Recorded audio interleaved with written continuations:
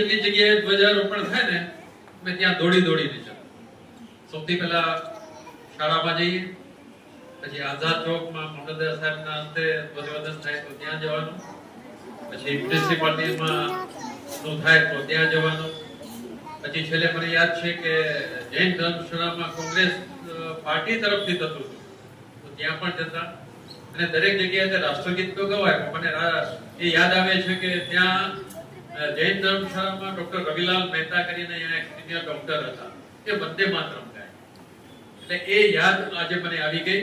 અને હંમેશા હું લોકોને કહેતો આવું છું કે તમને લોકોને સ્કૂલમાં જવાનો ઉત્સાહ જેમ હોય ને એ પ્રમાણે જે દિવસે આપણે ધ્વજવંદન કરવાનું હોય એ દિવસે આપણે પણ સ્કૂલમાં જવાનો આપણો ઉત્સાહ આવે એવું એક વાતાવરણ આપણે ક્રિએટ કરવાનું છે. આપણે કદાચ ભૂલી ગયા છે કે ભાઈ 78-79 વર્ષ થઈ ગયા આપણી આઝાદીને, તો આપણે એ આઝાદી